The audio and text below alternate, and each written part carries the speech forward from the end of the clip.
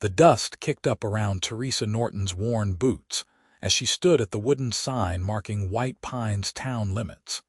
Nevada territory sprawling endlessly beyond in shades of brown and gold under the unforgiving July sun of 1882. Her carpet bag felt heavier than it should have, weighted down not by the few possessions inside, but by the knowledge that she was leaving behind the only man who had ever made her feel like the world might hold more than hardship and loneliness. Grant Coleman sat tall in his saddle, his bay horse shifting restlessly beneath him, sensing perhaps what its rider refused to acknowledge, that this moment mattered more than any shootout or cattle drive ever could. "This is where I leave you then," Teresa said, her voice catching despite her determination to sound resolute. The morning air already shimmered with heat, and she could taste the alkaline dust on her lips. "Thank you for escorting me this far. I know you have your own business to attend to." Grant swung down from his horse in one fluid motion, his spurs jingling softly as his boots hit the hardpack. He was tall and lean, weathered by 26 years of sun and wind, with eyes the color of creek water that seemed to see straight through whatever walls a person might try to build. "Teresa," he said, and the way he spoke her name made her chest tighten. "You know I did not ride with you just to see you off." She forced herself to meet his gaze, though it cost her. At 23, she had learned to guard herself carefully, to expect nothing and therefore avoid disappointment. Her father's death 3 months prior had left her with debts she could not pay and a brother in California, who had reluctantly agreed to take her in. White Pine had been her home for 2 years, ever since she had arrived to keep house for her father after her mother passed. But it had never felt like more than a temporary stop until Grant Coleman had walked into her father's general store 6 months ago looking for supplies, and stayed to help her reorganize the entire back room without being asked. "I know you are a kind man," Teresa said carefully. "You have been nothing but good to me since Papa died. But Grant, I have to go. There is nothing left for me here. The store is sold, the debts are paid, and I have a ticket on tomorrow's stage from Ely. My brother expects me." "Goodbye feels too final," Grant said, stepping closer. He smelled like leather and sage and something distinctly him that made her want to lean into his chest and forget about stage coaches and obligations. What if it is not goodbye? What if it is just see you soon? Teresa felt her resolve waver dangerously. Soon. Grant, California might as well be the moon. I will be keeping house for my brother and his wife, helping with their children. I do not imagine I will be traveling back to Nevada territory anytime soon, if ever.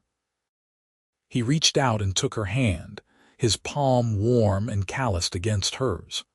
What if I said I was planning to come to California myself? I have been thinking about it for a while now. There is opportunity out there, new ranches being established. A man could make something of himself. Her heart hammered against her ribs. You cannot change your whole life because of me. That would be foolish. Would it? His thumb traced small circles on the back of her hand. Teresa, I have spent the last 6 months trying to convince myself that what I feel for you is just friendship, just neighborly concern. But watching you pack up your life, knowing you were leaving, it made me realize I have been lying to myself. I am not ready to say goodbye to you. I do not know if I will ever be ready for that. The words hung between them, shimmering with possibility and danger. Teresa had learned young that hope was a luxury she could not afford. Her mother had hoped her father would stop drinking. Her father had hoped his luck would turn around. Hope had gotten them nothing but heartache and early graves.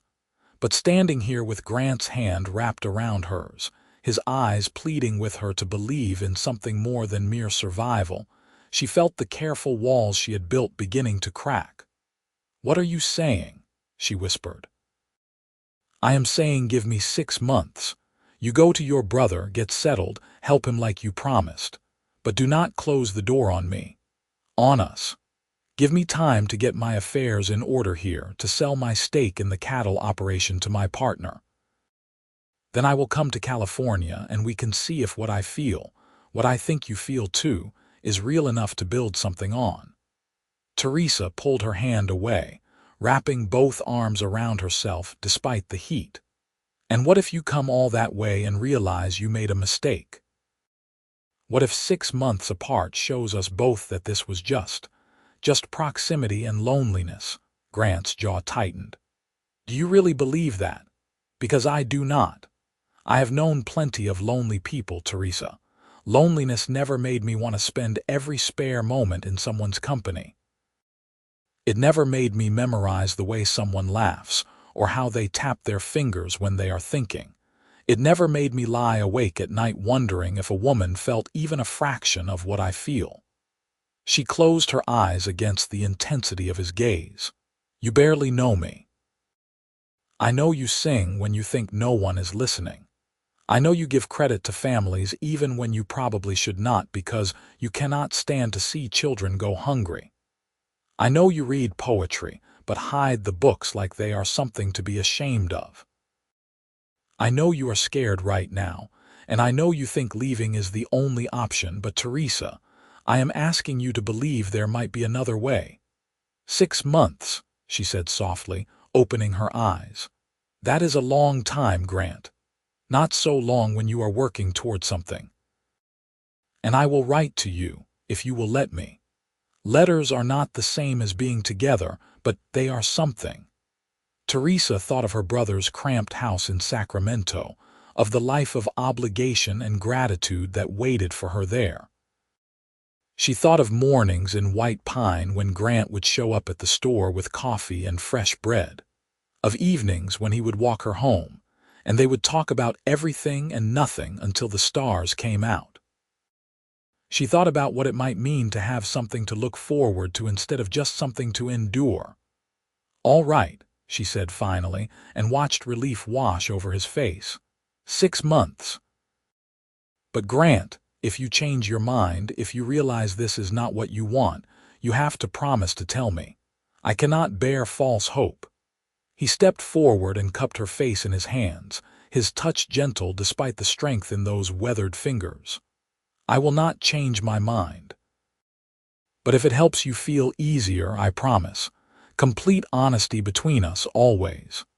For a moment she thought he might kiss her, and her breath caught in anticipation. But instead he pressed his lips to her forehead, a gesture somehow more intimate than any kiss could have been. This is not goodbye, he murmured against her skin. This is just see you soon. Teresa felt tears sting her eyes but refused to let them fall. See you soon, she echoed. And it felt like a prayer, like a promise, like the first step toward something that terrified and exhilarated her in equal measure. Grant released her reluctantly and stepped back, returning to his horse. He swung up into the saddle with practiced ease, but his eyes never left her face. 6 months, Teresa. I will be in Sacramento before the new year, I swear it. She nodded, not trusting her voice. He touched his hat to her, then wheeled his horse around and rode back toward town, not looking back. Teresa watched until he disappeared over the rise, then turned toward the road that would take her to Ely and the stagecoach that would carry her away from everything familiar. The sun beat down mercilessly, and she could feel sweat trickling down her spine, but she barely noticed. Her mind was full of Grant's words, of the possibility he had offered her, 6 months. It felt like forever and no time at all. The journey to Sacramento took longer than Teresa had anticipated. A grueling combination of stage coaches, trains, and sheer endurance that left her exhausted and disheveled when she finally arrived at her brother's modest house on the outskirts of the city. Thomas Norton opened the door with a forced smile that did not quite reach his eyes, and Teresa felt her heart sink. She had not seen her brother in 5 years, not since he had left Nevada Territory with his new wife to seek better prospects in California. "Teresa," he said, stepping back to let her enter. "You made it. We were starting to worry." She stepped into the small front room, taking in the worn furniture and the toys scattered across the floor. From somewhere deeper in the house, she could hear children squabbling and a woman's tired voice trying to restore order. "I am sorry if I am later than expected. There was some trouble with one of the coaches." Thomas ran a hand through his thinning hair. He looked older than his 30 years, worry lines etched deep around his mouth. "It is fine. Let me help you with your bag. Mary has a room ready for you." Mary Norton appeared in the doorway, wiping her hands on her apron. She was a thin woman with a perpetually harried expression, and she looked Teresa up and down with an assessing gaze that made Teresa feel like livestock at auction. "You are taller than I expected," Mary said by way of greeting. "Thomas said you were good with housework." "Yes, madam," Teresa replied, falling automatically into the deferential tone she had learned as a child. "I kept house for my father for 2 years, and I worked in the store as well. Good, because we certainly need the help. I have 3 children under 7, and Thomas's salary from the railroad barely stretches as it is. You will earn your keep here. I hope you understand that." Teresa bit back the sharp retort that rose to her lips. She was here as a charity case, dependent on her brother's reluctant generosity. She had no right to pride. "I understand. I am grateful for your hospitality," Mary sniffed. "Hospitality is for guests. You are family and family works. Come on, I will show you your room. It is not much, but it is clean." The room turned out to be barely more than a closet, with space for a narrow bed and little else. But it had a window that looked out onto a small yard, and Teresa found she did not mind the cramped quarters. She had lived in worse, and at least here she had a door she could close. She unpacked her few possessions, tucking the bundle of letters Grant had pressed into her hand at the last moment into the bottom of her bag. He had written them in advance, he said, one for each week until he could write her properly. She had not yet opened the first one, saving it for when she felt truly settled. That night she lay in her narrow bed, listening to the unfamiliar sounds of the city beyond her window, and let herself open the first letter. Grant's handwriting was surprisingly neat for a man who worked with his hands, and she found herself smiling as she read his words. He wrote about his plans to sell his cattle share, about the friends he would miss when he left White Pine, about a sunset he had seen that made him think of her. At the end, he wrote, "I hope you arrived safely and that California is treating you well. I think of you every day and I count the days until I can see you again. Remember, this is not goodbye. Your friend, Grant."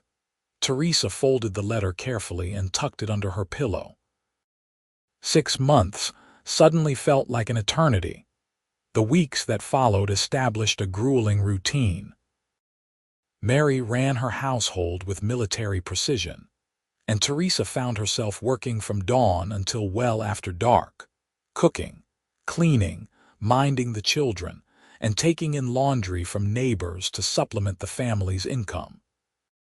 Thomas was gone most days, working long shifts at the railroad yard, and when he was home he seemed too tired to do more than eat and sleep. Teresa tried several times to talk to him, to reconnect with the brother she remembered from childhood, but he remained distant, as if her presence was a burden he resented even as he accepted it. But every week there was Grant's letter, and every week Teresa would steal a few precious moments to read his words and pen a response. She wrote about the children, about Sacramento, about the books she borrowed from a lending library when she had rare free time. She did not write about the loneliness or the way Mary's sharp tongue could strip away what little confidence she had managed to build. Those complaints felt petty, and besides, she did not want Grant to come to California out of pity. As summer faded into fall, Grant's letters grew longer and more personal. He wrote about selling his cattle share, about the plans he was making for California, about how he had visited the general store where she used to work and remembered the day they met. "I was looking for lamp oil," he wrote in October, "and you were standing on a stool trying to reach a jar on the top shelf. I offered to help, and you looked at me like you could not decide if I was being genuinely helpful or just condescending. I think that was the moment I started falling for you, though I did not know it then. You had this fierce independence that dared anyone to suggest you could not manage on your own, even while you were clearly struggling. I wanted to know everything about you." Teresa read that letter 3 times, her heart racing. She had remembered that day too, remembered thinking this tall cowboy with his easy smile and creek water eyes was probably just like every other man she had known, full of charm that would evaporate the moment it became inconvenient. But he had proven her wrong week after week, showing up not with grand gestures but with quiet consistency, helping without being asked, listening without judgment. She wrote back, "I remember that day. I remember thinking you would leave as soon as you got what you needed, but you stayed and helped me reorganize the entire top shelf. You even suggested a better system for the inventory. I think that was when I started to trust you, though I fought it. I'm not good at trusting people, Grant. I have been let down too many times, but somehow you made it past my defenses without me even noticing until it was too late." His response came faster than usual. "It is not too late, Teresa. It will never be too late for us. I have sold my share in the cattle operation. My partner was sorry to see me go, but he understood. I am working now to save every penny I can for the journey and for a new start in California. I have been making inquiries about ranch work near Sacramento. There is a place outside the city that is looking for a foreman. The pay is decent, and there is a small house that comes with the position. I am trying not to get ahead of myself, but I keep thinking about what it might be like to have a real home, not just a bunkhouse or a room at the boarding house. I keep thinking about what it might be like to share that home with someone." Teresa pressed the letter to her chest, allowing herself for the first time to really imagine a future beyond mere survival. A home.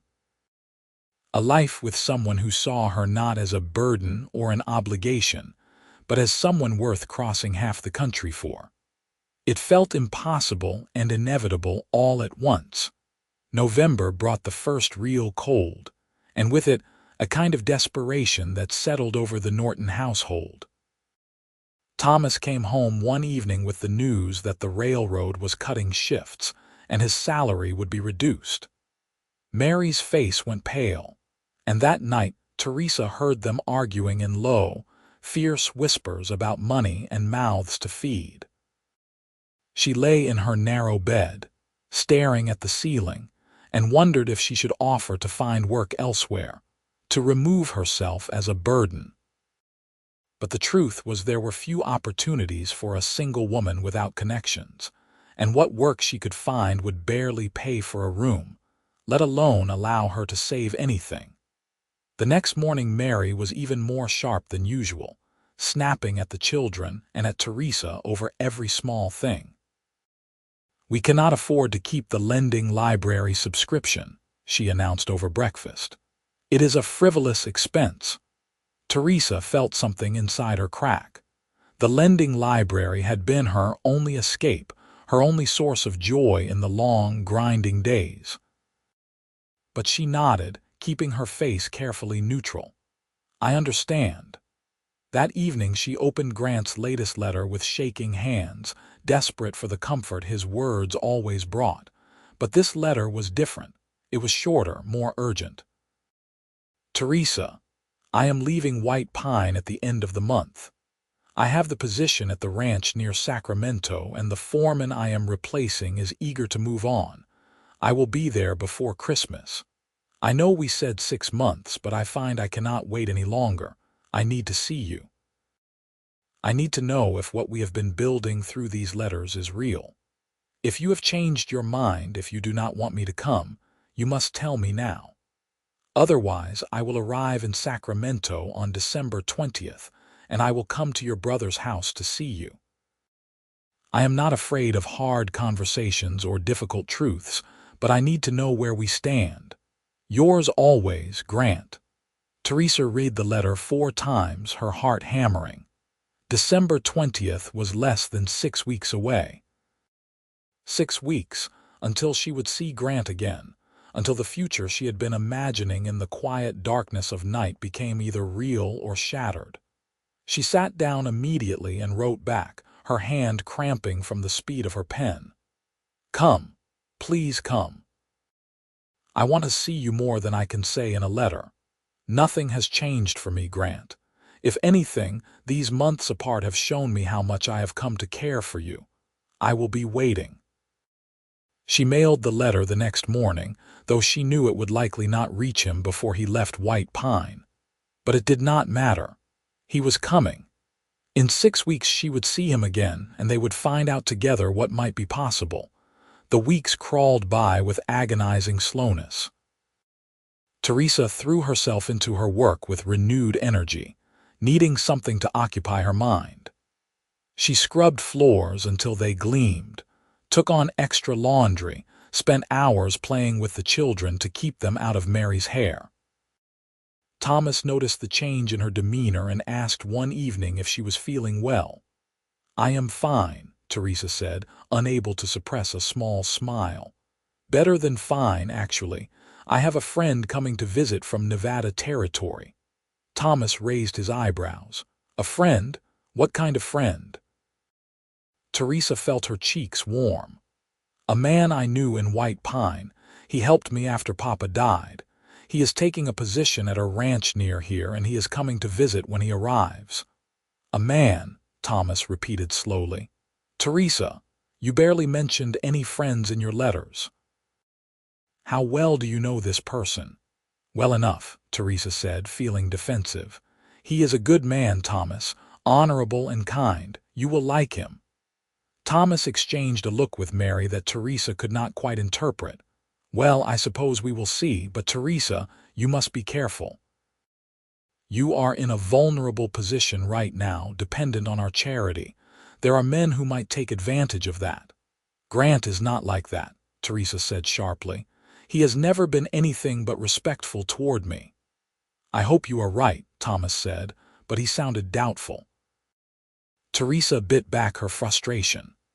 Her brother barely knew her anymore, had not bothered to really talk to her in the 3 months she had been under his roof. He had no right to question her judgment about Grant. But she forced herself to nod and change the subject, not wanting to start an argument that might make things worse. December arrived with unseasonably cold weather, and on the morning of the 20th Teresa woke before dawn, too anxious to sleep. She dressed with extra care in her best dress, a deep green calico that she had managed to keep nice despite months of hard wear. She braided her dark hair carefully and pinned it up, then studied her reflection in the small mirror above her washstand. She looked tired, she thought critically. The months in California had taken a toll, leaving her thinner and more worn than she liked. But there was nothing to be done about it now. Grant had written that he would arrive in the late morning, and Teresa found herself unable to focus on any of her usual tasks. She burned the porridge, forgot to add soap to the washing, and snapped at the eldest child when he knocked over a cup of milk. By 10 o'clock, Mary had had enough. For heaven's sake, go wait outside if you are going to be useless in here, Mary said irritably. You are more trouble than help today. Teresa fled gratefully to the front porch, wrapping herself in her shawl against the cold. The street was quiet, most people sensibly staying indoors on such a gray day. She watched every horse and wagon that passed, her stomach tight with anticipation and nervousness. What if Grant took one look at her and realized he had made a terrible mistake? What if the woman he had built up in his mind through letters, bore no resemblance to the tired, worn creature she had become. Then she saw him, riding down the street on a different horse than the bay she remembered, but sitting tall and easy in the saddle in a way that was unmistakably Grant. Her heart leaped into her throat, and she stood frozen on the porch, unable to move or call out. He spotted her, and his whole face lit up, a smile breaking across his weathered features that made him look years younger. He swung down from his horse before it had fully stopped and took the porch steps 2 at a time. "Teresa," he breathed, and then she was in his arms, his coat rough against her cheek, his heart pounding under her ear. He smelled like horse and travel and winter air, and she felt tears slip down her cheeks without permission. "You came," she whispered. "Of course I came. Did you doubt it?" He pulled back just enough to look at her face, his hands coming up to frame her cheeks. "God, Teresa, you are even more beautiful than I remembered," she laughed shakily. "You are a terrible liar. I look awful." "You look like everything I have been missing," he corrected. And then he kissed her, soft and careful and full of promise. It was her first real kiss, and Teresa felt the world tilt and resettle into a new configuration. One where this man and this moment were the fixed points around which everything else revolved. Behind them, someone cleared their throat loudly, and they sprang apart. Thomas stood in the doorway, his expression unreadable. "I take it this is your friend from Nevada Territory." Grant immediately removed his hat, holding it respectfully. "Yes, sir, Grant Coleman. I apologize for the impropriety. I have been traveling for days to get here, and I am afraid I forgot my manners." Thomas looked him up and down, taking in the worn but clean clothes, the honest, open face, the way Grant positioned himself slightly in front of Teresa as if to protect her even from her own brother. After a long moment, Thomas nodded slowly. "Come inside, Mr. Coleman. It is too cold to be standing out here, and I expect you have some explaining to do." They filed into the small house, and Mary appeared with the children clustering around her skirts, staring at the stranger with wide eyes. Grant greeted everyone politely, charming the children with a few simple conjuring tricks and complimenting Mary on her home until even she thawed slightly. But when Thomas suggested the men talk privately, Teresa felt a flutter of anxiety. What would her brother say? What if he forbade Grant from seeing her? But Thomas surprised her. When Grant and Thomas emerged from the back room 20 minutes later, they both looked satisfied, if not exactly friendly. "Mr. Coleman has explained the situation," Thomas said to Teresa. "It seems he has serious intentions toward you." Teresa felt her face flame. "Thomas, we have not even discussed." "I have a steady position and a house," Grant interrupted, his eyes on Teresa's face. "It is not much, but it is honest work with room to grow. I told your brother that I came to California for 2 reasons. One was the opportunity. The other was you. And I told him that if you will have me, I would like to court you properly, with his permission." The room fell silent. Teresa could feel everyone's eyes on her, but she only had eyes for Grant, for the hope and vulnerability in his expression. "Yes," she said softly. "I would like that very much." Mary made a disapproving sound. "This is all very sudden. You barely know each other." "We have been writing for months," Teresa said, finding her voice. "I know his character, his values, his dreams. I know what kind of man he is." "Letters can lie," Mary said sharply. "But actions cannot," Grant said quietly. "And I intend to prove through my actions that I am worthy of Teresa's trust. I am not asking to take her away today or even tomorrow. I am asking for the chance to build something real with her, slowly and properly." Thomas sighed. "You can call on her here, Mr. Coleman. But I expect you to be respectful of our house and our rules. And Teresa is still under my protection, so you will conduct yourself accordingly." "Of course, sir." "Thank you," Grant said, and the relief in his voice made Teresa want to laugh and cry at the same time. That afternoon, once Grant had secured lodging at a boarding house and seen to his horse, he returned to walk with Teresa through the streets of Sacramento. They stayed in public, conscious of propriety, but Teresa felt like she was floating. After months of letters, to have him here in the flesh, to be able to hear his voice and see his expressions, felt like a gift beyond measure. "Tell me about the ranch," she said as they walked along the riverfront, watching the boats ply their trade. "It is a good place," Grant said. "The owner is an older gentleman, looking to retire in the next few years. He has a decent herd and good grazing land. He needs someone who can manage the day-to-day operations and eventually take over more responsibility. The pay is fair, and like I said, there is a house. It is small, just 3 rooms, but it is sturdy and has a good well." "It sounds wonderful," Teresa said wistfully. Grant stopped walking and turned to face her, taking both her hands in his. "Teresa, I need to ask you something, and I need you to be completely honest with me. These months here with your brother, have they been good? Are you happy?" She looked down at their joined hands, at the contrast between his sun-darkened skin and her own paler fingers. "I am grateful to Thomas and Mary for taking me in," she said carefully. "That is not what I asked." Teresa took a shaky breath.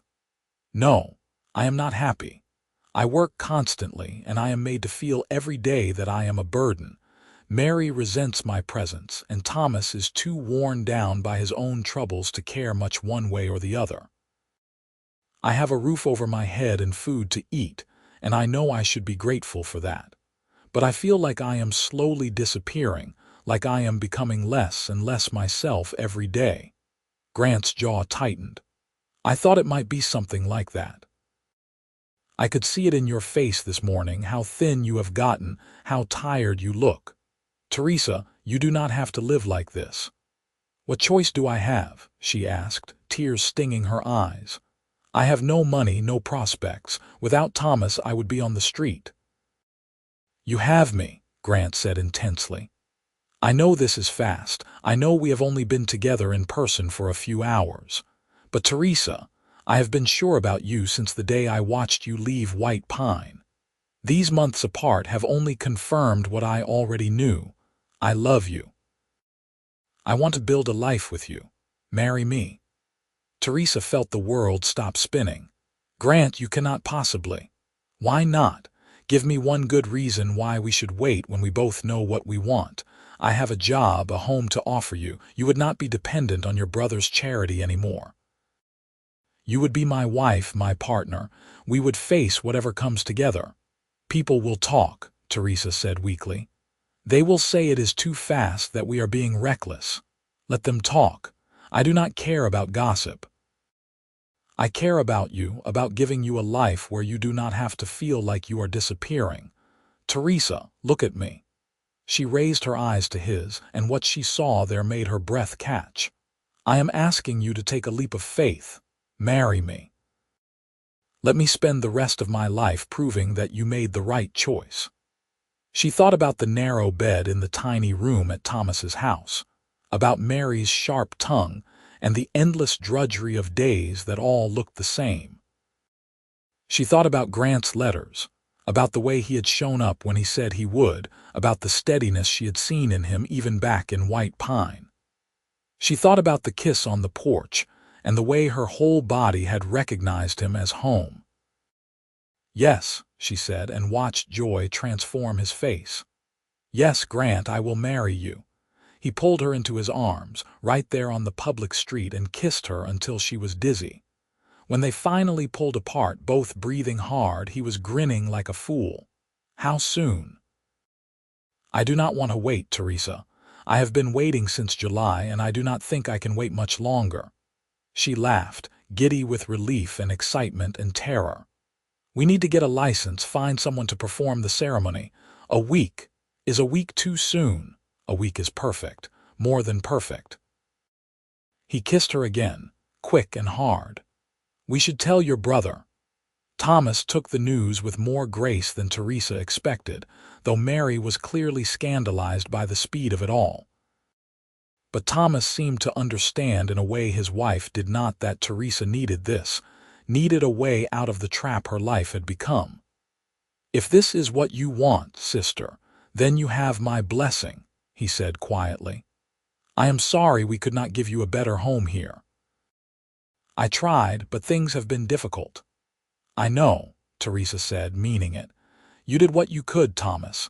I am grateful, truly." They were married a week later in a small church with Thomas and Mary and a few curious strangers as witnesses. Teresa wore the same green calico dress she had worn the day Grant arrived, and Grant bought her a simple gold band from a jeweler who threw in a matching one for him at no extra charge. The ceremony was brief, the words familiar, but when Grant slipped the ring onto her finger and promised to love and cherish her for all his days, Teresa felt something inside her unclench, some tight knot of fear and loneliness finally beginning to loosen. They spent their wedding night at the boarding house where Grant had been staying, and Teresa discovered that the physical intimacy she had been taught to fear was in fact tender and sweet and full of wonder with a man who loved her. Grant was patient and gentle, and when she cried afterward he held her close and stroked her hair and told her he loved her over and over until she believed it. The next morning they loaded Teresa's few possessions onto a wagon Grant had borrowed and made the journey out to the ranch where their new life waited. The house was indeed small, 3 rooms consisting of a main living area with a kitchen space, a bedroom, and a tiny spare room that could be used for storage or perhaps eventually a child. But it was clean and solidly built, with real glass windows and a stone fireplace that Grant had already stocked with wood. Teresa walked through the empty rooms, her footsteps echoing on the plank floors, and felt tears threaten again. This was hers. Theirs. A home of their own where no one would make her feel unwelcome or burdensome. "What do you think?" Grant asked anxiously from the doorway. "I know it is not much, but we can make improvements over time. I was thinking we could build on a proper dining room eventually and maybe a porch for the front." Teresa turned to him, smiling through her tears. "It is perfect, absolutely perfect." They spent the next weeks settling in, learning each other's rhythms and habits in the intimate way that only living together can teach. Grant left early each morning to work with the ranch hands, and Teresa kept house, cooked, and began the process of making their sparse dwelling into a real home. She sewed curtains from fabric she bought in town, planted an herb garden in the little patch of dirt beside the house, and slowly accumulated the small comforts that transformed bare walls into a place of warmth and welcome. The ranch owner, a man named William Sterling, turned out to be everything Grant had promised and more. He was in his 60s, a widower who had poured his life into building his ranch and now wanted to see it continue after he was gone. He took to Grant immediately, impressed by his work ethic and his natural way with cattle and horses. And to Teresa's surprise, he took to her as well, often stopping by the house to bring her vegetables from his own garden or to sit and talk over coffee about his late wife and the life they had built together. "You remind me of my Sarah," he told Teresa one afternoon in late February as they sat in her small kitchen. "She had that same quality of quiet strength, that determination to make the best of whatever life handed her. She would have liked you." "I wish I could have known her," Teresa said, pouring him more coffee. William smiled sadly. "She would have been pleased to know that someone was living in this house, making it a home again. It sat empty for 3 years after my foreman left. I was beginning to think I would never find the right person to fill it. But your Grant, he is something special. In just 2 months he has improved operations more than I could have hoped, And seeing the two of you together, so obviously well matched, it does my heart good." Teresa felt warmth spread through her chest. "We are happy. Happier than I ever thought I could be." "Good. That is how it should be. Marriage is not always easy, mind you. There will be hard times, disagreements, challenges. But if you have love and respect as your foundation, you can weather anything." She thought about those words often in the months that followed. Spring came to California with a riot of wildflowers and new calves, and Grant worked longer hours than ever to manage the busiest season on the ranch. Teresa saw less of him than she liked, but when he came home at night, exhausted and covered in dust, he still always greeted her with a kiss and asked about her day. They would eat the dinner she had kept warm for him, and then sit together in the gathering darkness, talking about their plans and dreams. In May, Teresa realized she was pregnant. She had suspected for a few weeks, but had not wanted to say anything until she was certain. When she told Grant, he swept her up and spun her around despite her laughing protests, his face alight with joy. "A baby," he kept saying, as if he could not quite believe it. "Teresa, we are going to have a baby. Are you happy?" she asked, though the answer was written all over his face. Happy does not begin to cover it. Terrified, overwhelmed, absolutely thrilled, all of it at once. He set her down carefully as if she might break. "Are you feeling all right? Should you be resting more? Do you need anything?" She laughed at his sudden anxiety. "I am fine, Grant. Women have been having babies since the beginning of time. I am healthy and strong, and we have months to prepare." But he fussed over her anyway, insisting she not lift anything heavy, bringing her little treats from town, asking William's advice since the older man had raised 3 children of his own. Teresa found his protectiveness endearing even when it bordered on excessive. After a lifetime of feeling like she had to manage everything alone, it was strange and wonderful to have someone worry about her welfare. The pregnancy progressed smoothly through the summer heat. Teresa sewed tiny clothes and prepared the spare room as a nursery, painting the walls a cheerful yellow and building a simple crib from plans Grant found in a book. William gave them a beautiful hand-carved cradle that had been his children's, and several of the ranch hands' wives came by with gifts and advice that Teresa gratefully accepted. In September, she went into labor on a cool evening just as the first stars were appearing. Grant rode like mad to fetch the midwife from town, while one of the ranch hands' wives stayed with Teresa, coaching her through the contractions. The labor was long and difficult, lasting through the night and into the next morning, and there were moments when Teresa was sure she could not endure another minute. But then Grant was there, holding her hand, wiping her forehead with a cool cloth, telling her she was strong enough to do this. When their son finally arrived, squalling and red-faced and absolutely perfect, Teresa felt a love so fierce it was almost frightening crash over her. Grant held the baby with shaking hands, tears streaming down his face, and Teresa knew that this moment, this perfect moment, was worth every hard thing she had ever endured. They named him William Thomas, after Grant's father and Teresa's brother, and called him Will. He was a good baby, healthy and strong, with his father's eyes and his mother's dark hair.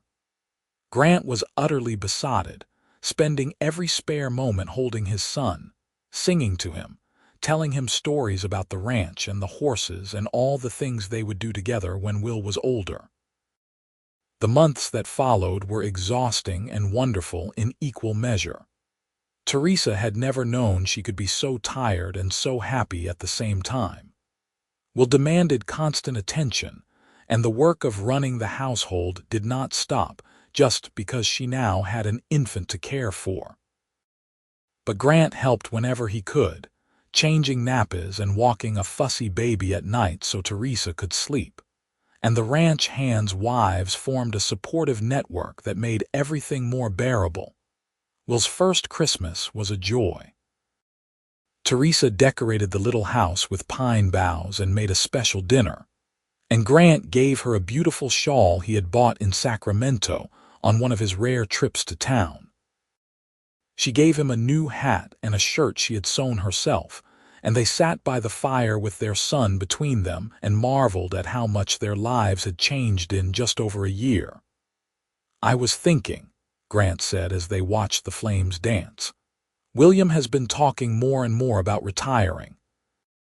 He asked me if I would consider buying him out, taking over the ranch completely." Teresa looked at him in surprise. "That is a huge responsibility, and expensive. He is willing to work out terms, let me pay it off over time. And Teresa, it is an incredible opportunity. This could be ours, really ours.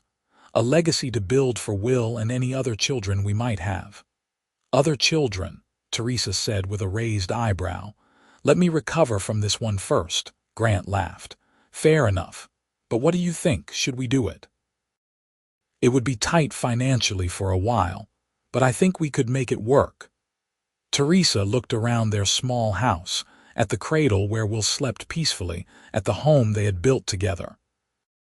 She thought about the frightened woman who had stood at the town limits of White Pine less than 2 years ago, convinced she was leaving behind any chance at happiness. She thought about the leap of faith she had taken in saying yes to Grant, to their hasty marriage, to this life they were building together. Every risk had been worth it. "Yes," she said firmly, "let us do it. Let us build something that will last." They shook hands with William Sterling in February of 1884, and by March the ranch was officially theirs. It was terrifying and exhilarating, and the responsibility weighed heavily on both of them.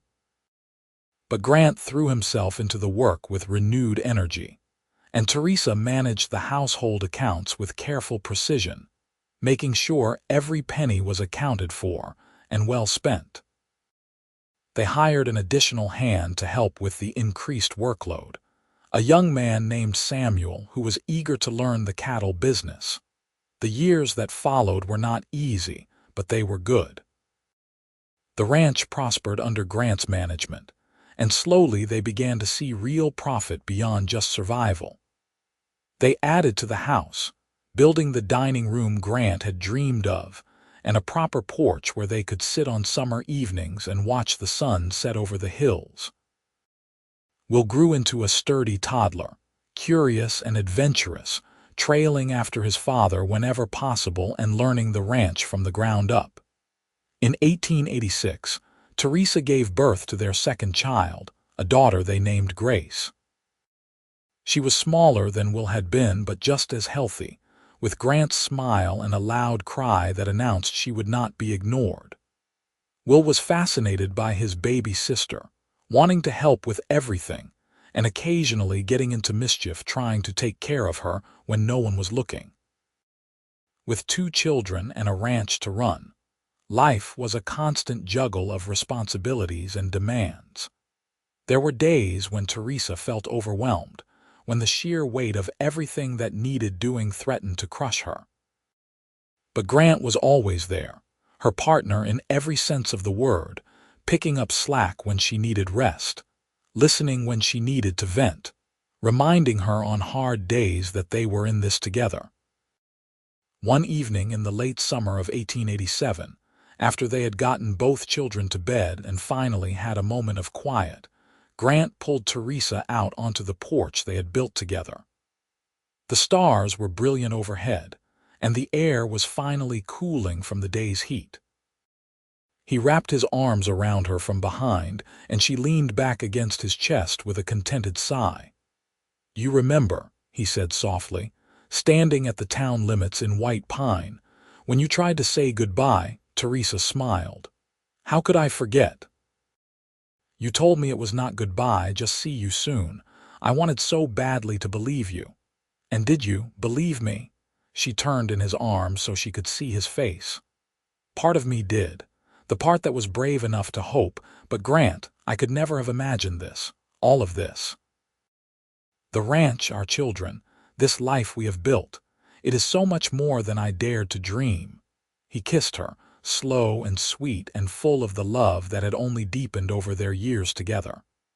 "You took a chance on me, on us, and I will spend the rest of my life making sure you never regret it." "I do not regret it," Teresa said fiercely. "Not for one single moment. You gave me a home, Grant, not just this house, not just the ranch. You gave me a place to belong, a family, a future. You gave me everything." "You gave me the same," he replied. "I was just existing before you, Teresa. Going through the motions. You made me want to be better, to build something that mattered. You are the best thing that ever happened to me." They stood there in the darkness, holding each other, while inside their children slept and around them the ranch they had built together breathed with life and possibility. Teresa thought about the long road that had brought her here, the losses and struggles that had seemed insurmountable at the time. She thought about her father's death, about the desperate journey to California, about the months of grinding work in her brother's house. Every hardship had been a step on the path that led her to this moment, to this man, to this life. The years continued to unfold with their mixture of challenges and joys. The ranch had a bad year in 1888 when drought affected the grazing, and they lost more cattle than expected. But they weathered it by tightening their belts and relying on the reserves they had carefully built up. In 1889, they had a bumper year that allowed them to finally pay off the last of what they owed on the ranch. The day they made that final payment, Grant picked Teresa up and spun her around just like he had when she told him about Will, both of them laughing with relief and triumph. Will grew into a bright, capable boy who loved the ranch and the animals with a passion that reminded Teresa of his father. Grace was more interested in books and learning, and Teresa made sure to encourage her daughter's curiosity, even as she taught her the practical skills she would need. In 1891, Teresa gave birth to their third child, another son they named James after Grant's grandfather. He was a serious baby, watchful and calm, and fit into their family like he had always been meant to be there. Thomas visited once in the spring of 1892, making the trip from Sacramento to see how his sister was faring. He had aged considerably, his hair now mostly gray, but he seemed more at peace than Teresa remembered. Mary had died the year before from influenza, and Thomas had sold his house to move in with his oldest daughter. He walked around the ranch with undisguised amazement, taking in the well-maintained buildings, the healthy cattle, the home Teresa and Grant had created. "You did well for yourself, sister," he said as they sat on the porch watching the children play in the yard. "Better than I ever did. I am sorry I doubted your judgment about Grant. He has clearly been good to you." "He has been everything to me," Teresa said simply.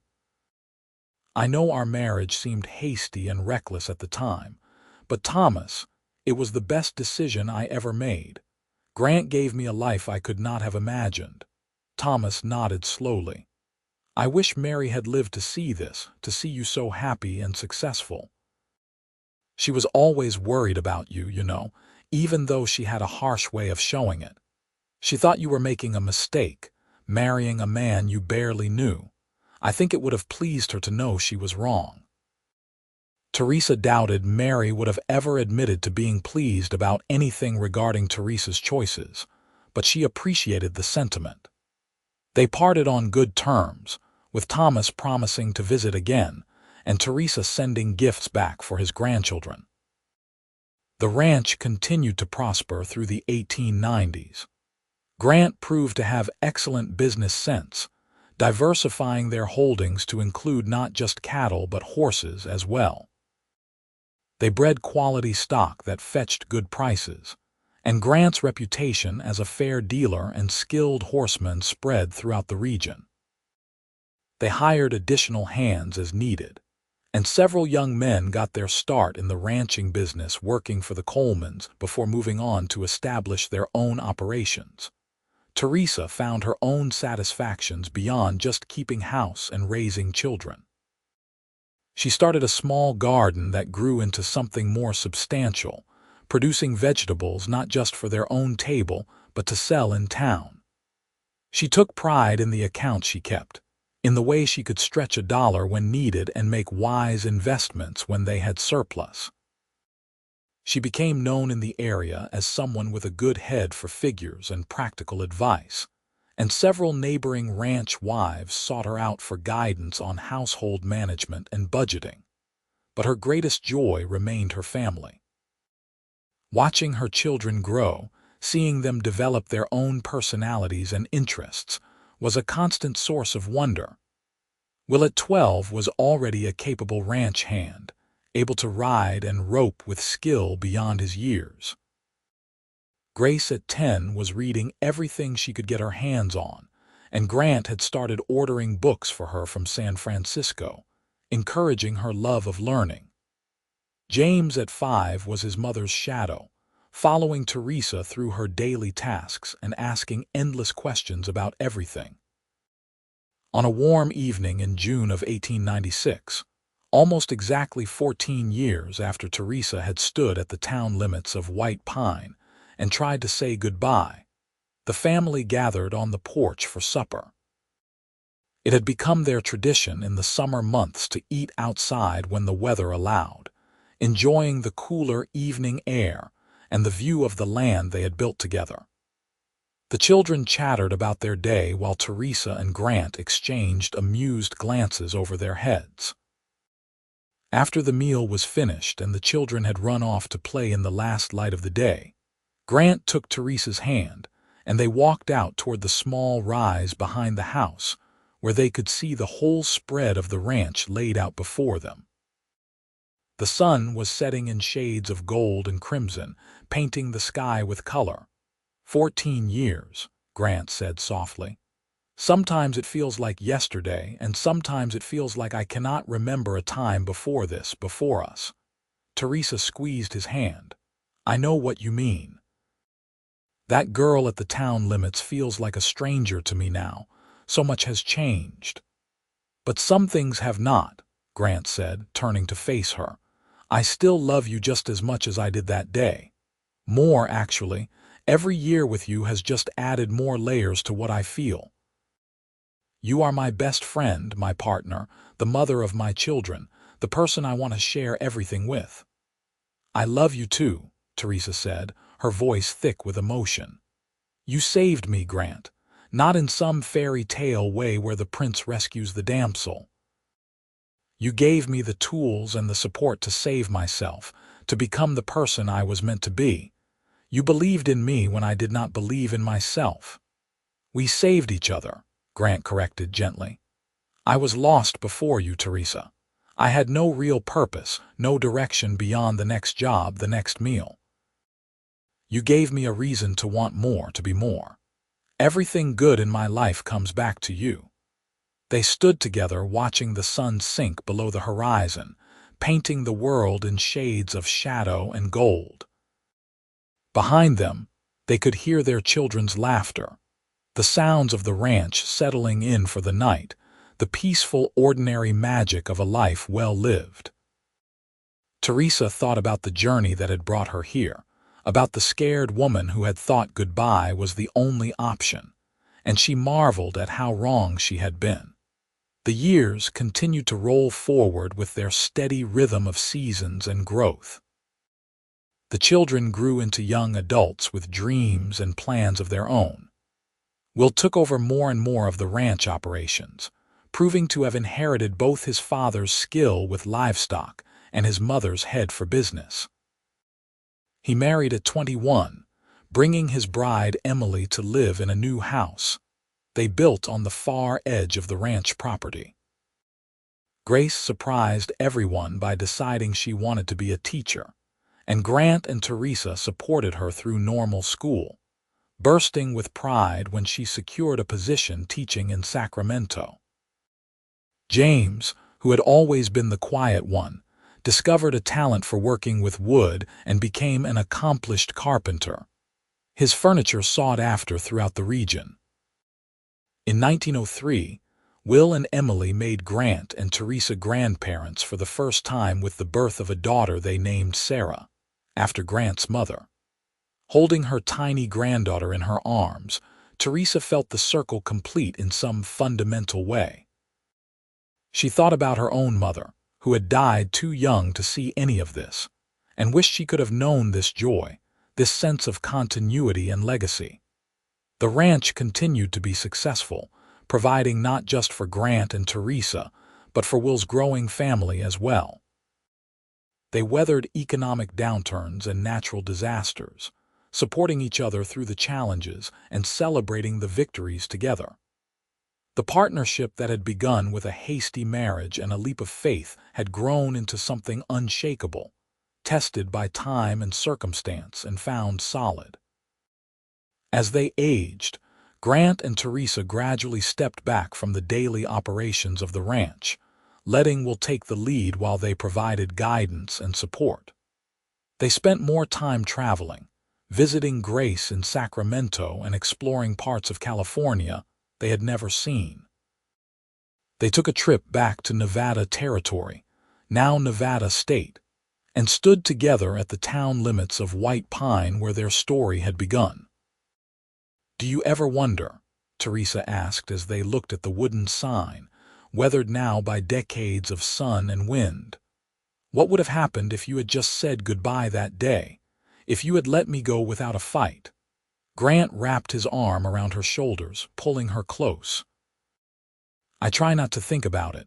It is too terrible to contemplate.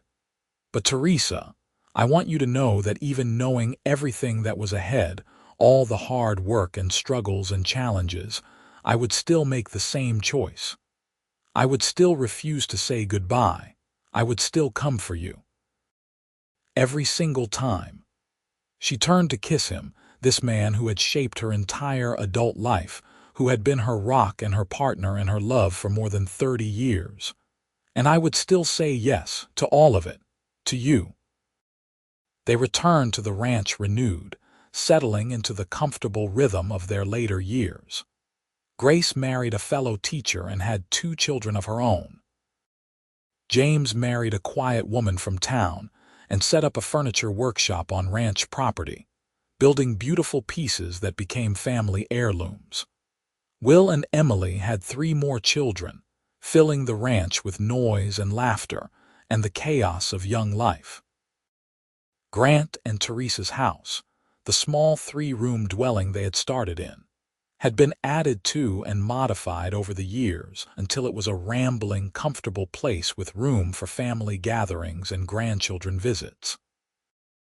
But their favorite spot remained the porch they had built in their early years, where they still sat most evenings watching the sun set over land they had made their own through decades of hard work and dedication.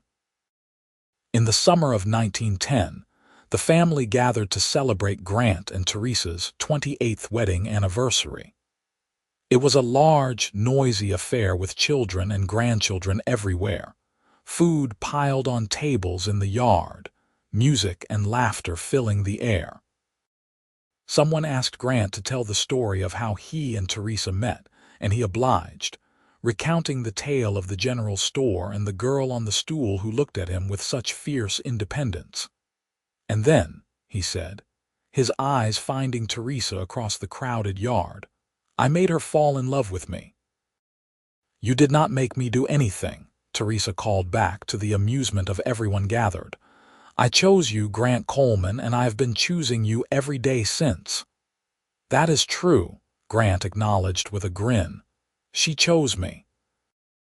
And I have been grateful for that choice every single day of my life." As the party wound down and the family drifted home, Grant and Teresa found themselves alone on their porch once more, sitting in the rocking chairs their son James had made for their 25th anniversary. The stars wheeled overhead in their ancient patterns, and a cool breeze brought the scent of sage and earth. 28 years, Teresa said softly, More than half my life has been with you. The best half, Grant said. Absolutely the best half, she agreed. Grant, if I could go back and talk to that frightened woman at the town limits, do you know what I would tell her? What? I would tell her that it gets better. That the man asking her to believe and see you soon is telling the truth. That taking a chance on love is the scariest and best thing she will ever do. I would tell her that she is stronger than she knows, and that she is about to start the greatest adventure of her life. Grant reached over and took her hand, his grip still strong despite the arthritis that had begun to plague him. And if I could talk to that young cowboy, I would tell him that the woman he is refusing to let go is worth every sacrifice, every risk, every moment of doubt. I would tell him that she will make him a better man than he ever imagined he could be. They sat in comfortable silence, hands clasped, looking out over the land they had built together and the legacy they were leaving behind. 3 children, 8 grandchildren so far and more on the way, a thriving ranch that would support generations to come, and a love story that had started with a refusal to say goodbye and grown into something deeper and more enduring than either of them could have dreamed. The years that followed were gentler, slower. Grant's health began to decline, arthritis making it harder for him to ride and work the way he once had. Teresa herself dealt with the aches and pains of a body that had worked hard for decades. But they adapted, finding new ways to be useful and engaged with the ranch and family without overtaxing themselves. They spent long afternoons reading together, working on quilts and small projects, entertaining grandchildren with stories of the old days. In the spring of 1915, Grant took ill with pneumonia.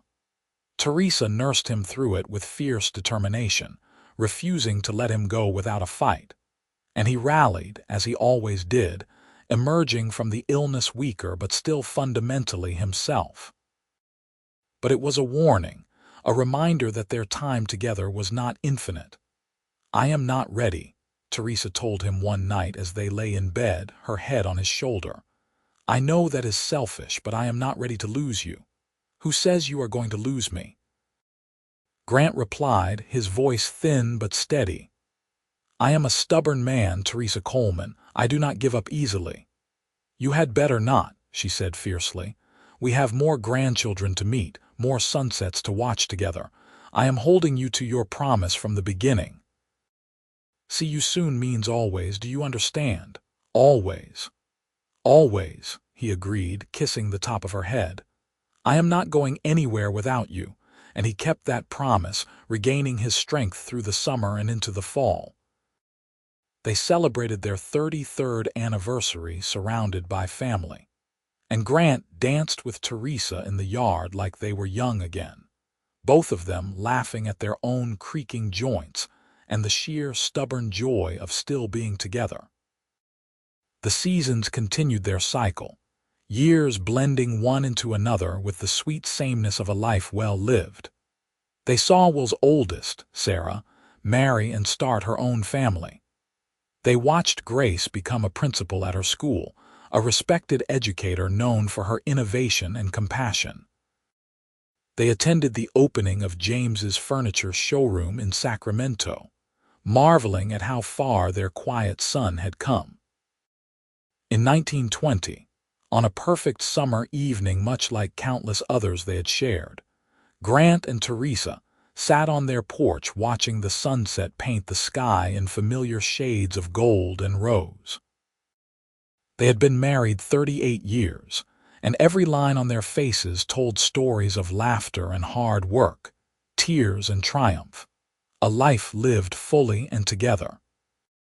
"Do you remember," Grant said, his voice softer now with age but still warm with love, "when I told you at the town limits that it was not goodbye, just see you soon?" Teresa smiled, her hand finding his. "I remember. I wanted so desperately to believe you. And here we are," Grant said. "All these years later, still saying see you soon. Every morning when I wake up and you are beside me, every evening when we sit here together. See you soon has become see you always. See you always, Teresa repeated, and the words felt like a benediction, a promise that had been kept through nearly 4 decades of love and partnership. I like that better than goodbye. So do I, Grant said. So do I. They sat in peaceful silence as the sun dipped below the horizon, and the first stars began to appear. Two people who had taken a chance on love and built a life beyond their wildest dreams. Around them, the ranch settled into the quiet of evening, generations of families sleeping under roofs that Grant and Teresa had worked to provide. Children and grandchildren and great-grandchildren who existed because a young cowboy had refused to say goodbye, and a frightened woman had been brave enough to believe him. The story that had begun at a town limit with a goodbye that was not a goodbye had become a love that spanned decades, a legacy that would continue long after they were gone. And sitting there in the twilight, hands clasped, hearts full, Grant and Teresa Coleman knew with absolute certainty that every risk had been worth it, every challenge overcome, every moment of doubt transformed into deeper faith. They had built something that would last, not just the ranch or the family, but the love that had been the foundation of it all. As the stars wheeled overhead and the night sounds of the ranch rose around them, Teresa leaned her head on Grant's shoulder and whispered, "See you tomorrow." "See you tomorrow," he replied, and it was both promise and prayer, a recognition that tomorrow was never guaranteed but that they would face it together, as they had faced everything else, with love and faith, and the certainty that they had found in each other something rare and precious and absolutely worth fighting for. And so they continued, day by day, year by year, holding fast to the promise that had begun on a dusty road at the edge of a Nevada town, when a cowboy refused to say goodbye, and a woman was brave enough to say yes to the adventure of a lifetime. Their love story was not built on grand gestures or dramatic moments, but on the steady accumulation of ordinary days made extraordinary by being shared, on the quiet heroism of showing up for each other again and again, on the profound miracle of choosing each other every single morning, and knowing that choice would be honored and returned. The ranch prospered, the family grew, and through it all, Grant and Teresa Coleman remained the steady center, the example of what love could be when it was built on respect and trust and the willingness to work for something bigger than oneself. They grew old together gracefully, accepting the limitations of aging bodies while celebrating the deepening of their connection. Every line on their faces, every silver hair, every ache and pain was a testament to a life lived fully and without regrets. In the autumn of 1925, as the leaves turned gold and the air grew crisp with the promise of winter, the family gathered once more to celebrate Grant and Teresa's 43rd anniversary. It was a quieter affair than some of the earlier celebrations, with Grant now 70 and Teresa 66, both moving more slowly but with eyes that still sparkled when they looked at each other. The great-grandchildren played in the yard while their parents and grandparents visited, and for a moment, Teresa stood at the window of her house watching it all and felt overwhelmed with gratitude. Grant came up behind her, wrapping his arms around her waist and resting his chin on her shoulder. "What are you thinking about?" "Everything," Teresa said softly. "All of this, everyone here. It all traces back to that day at the town limits. One decision, one moment of courage, and look what it created." "We created it," Grant corrected gently. "Together. Every day, every year, we chose each other and chose to build something good. This is not just luck or fate, Teresa. This is the result of 43 years of work and love and commitment." She turned in his arms to face him, cupping his weathered face in her hands. "You gave me a life, Grant Coleman. You gave me a home and a family and a purpose. You gave me love that has sustained me through everything. How do I even begin to thank you for that?" "You do not need to thank me," Grant said, his voice rough with emotion. "You gave me the same and more.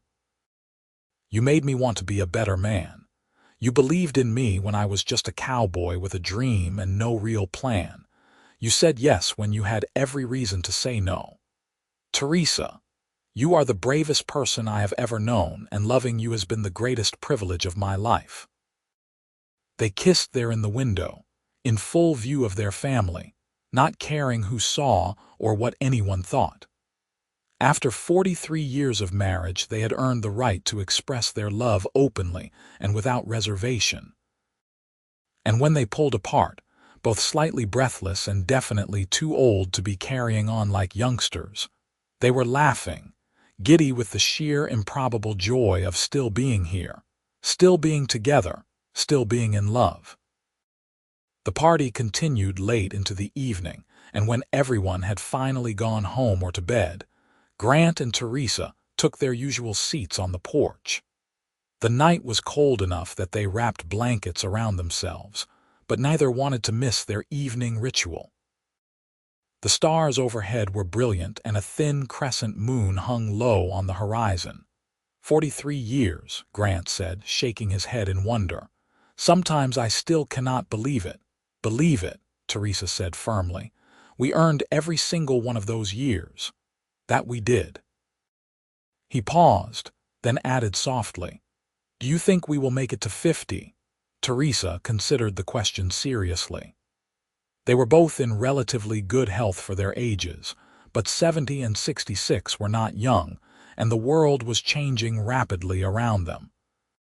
But she refused to give in to pessimism, not after everything they had survived and overcome. "I think if we keep being stubborn and keep choosing each other every day, we have as good a chance as anyone. And if we do not make it that far, Grant, we will have made it far enough. We have lived a full life together. No regrets." "No regrets," Grant agreed. "Except maybe that I did not kiss you sooner that first day in White Pine," Teresa laughed. "You barely knew me. That would have been highly inappropriate, maybe. But it would have given us a few extra kisses over the years." "We have had plenty of kisses," Teresa said, but she was smiling. "More than enough to last a lifetime." "Never enough," Grant said, and he proved it by leaning over and kissing her again, soft and sweet and full of the tenderness that had only grown deeper with time. They did make it to their 50th anniversary, against the odds and to the delight of their ever-growing family. The celebration in the summer of 1932 was the largest gathering the ranch had ever seen, with children and grandchildren and great-grandchildren coming from all over California to honor the couple who had built this legacy. There were speeches and toasts, tears and laughter, and a beautiful cake that Teresa's granddaughter Grace had made, decorated with flowers and the numbers 50 in gold frosting. Grant stood to speak, his hand shaking slightly as he raised his glass. At 77, he was still tall and relatively strong, but age had definitely taken its toll. Still, his voice was clear when he spoke. 50 years ago, I married the love of my life. I was 26 years old, cocky enough to think I knew what I was getting into and young enough to have no idea whatsoever. Teresa Norton took a chance on a cowboy with more ambition than sense, and she has spent the last 50 years making me a better man than I ever could have been on my own. She is my partner, my best friend, my confidant, my compass. She has given me a life beyond my wildest dreams, and I cannot imagine what I would have become without her. So I want everyone here to raise your glass to Teresa, to the woman who said yes when she could have said no, who chose courage over fear, who built this family and this legacy with nothing but determination and love. Teresa, I love you more today than I did 50 years ago, and I will love you for whatever time we have left. There was not a dry eye in the house when he finished, and Teresa stood to embrace him, both of them holding each other while their family applauded and cheered. When the noise died down, Teresa spoke as well, her voice steady despite the tears streaming down her face. "Grant told you I took a chance on him, but the truth is he took just as much of a chance on me. I was scared and alone, convinced that happiness was not something that happened to people like me. But Grant refused to accept that. He saw something in me I did not see in myself, and he loved me through all the fear and doubt until I could believe in us too. These 50 years have not always been easy. We have faced challenges and heartbreak, we have buried people we loved and weathered storms that threatened to break us. But we did it together, and that has made all the difference. Grant Coleman, you are my heart, my home, my everything. Thank you for refusing to say goodbye all those years ago. Thank you for choosing see you soon instead, and thank you for every single day since then." The celebration continued long into the night, but eventually Grant and Teresa slipped away to their beloved porch, needing a moment of quiet together. They sat in their rocking chairs, holding hands across the space between them, and looked out over the ranch that had been their life's work. 50 years, Teresa said softly. We made it, Grant agreed. And I would do it all again every single moment, even the hard parts, especially the hard parts because they taught us how strong we could be together. Teresa, I meant what I said in there. You are everything to me. And you are everything to me, she replied, my cowboy who would not say goodbye. They sat in comfortable silence, the weight of 50 years of love and life and commitment settling around them like a warm blanket. The stars wheeled overhead in their eternal patterns, and somewhere in the distance, a coyote called to the moon. The ranch was quiet, everyone sleeping peacefully under the roof they had worked so hard to provide. And there, on a porch they had built themselves decades ago, in rocking chairs crafted by their sons' hands, Grant and Teresa Coleman held fast to each other and to the love that had sustained them through half a century of life together. It had started with a refusal to say goodbye, with "see you soon" whispered at a town limit in the summer heat of 1882. And it had grown into something deeper and more lasting than either of them could have imagined, a love that had weathered every storm and emerged stronger for the testing. "See you tomorrow," Teresa whispered, as she did every night. "See you tomorrow," Grant replied, as he always did, and they meant it with every fiber of their being, this promise that had become their mantra, their prayer, their covenant. Tomorrow and tomorrow and tomorrow, as many tomorrows as they could steal from time, they would face together with the same courage and commitment that had brought them through the last 50 years.